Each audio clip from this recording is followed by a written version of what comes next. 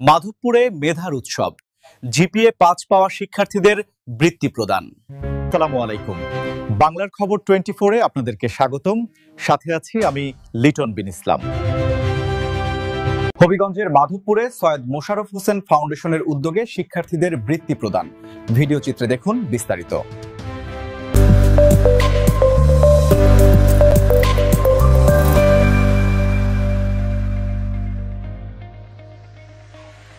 হবিগঞ্জের মাধবপুরে মেধাবীদের জন্য সুখবর।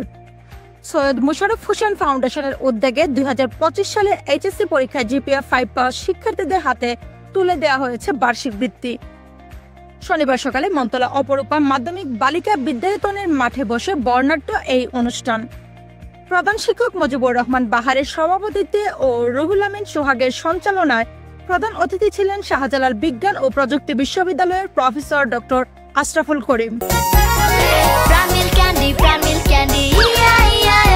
এমনই বুদ্ধিমান দুষ্টু গরুর দুধ থেকে তৈরি হয় প্রাণ মিল্ক ক্যান্ডি, দুষ্টু গরুর মিষ্টি ক্যান্ডি।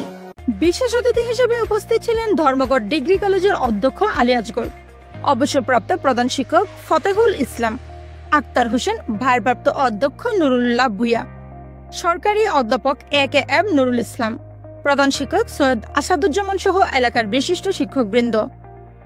বক্তারা সৈয়দ মোশাররফ হোসেন ফাউন্ডেশনের শিক্ষা উন্নয়নমূলক এই উদ্যোগের প্রশংসা করেন এবং মেধাবীদের ভবিষ্যৎ পথ চলায় আরো বড় স্বপ্ন দেখার উৎসাহ দেন। অনুষ্ঠানে জিপিএ 5 প্রাপ্ত শিক্ষার্থীদের হাতে বৃত্তির অর্থ ও সনদপত্র তুলে দেওয়া হয়। এখন দেখছিলেন বাংলার খবর 24।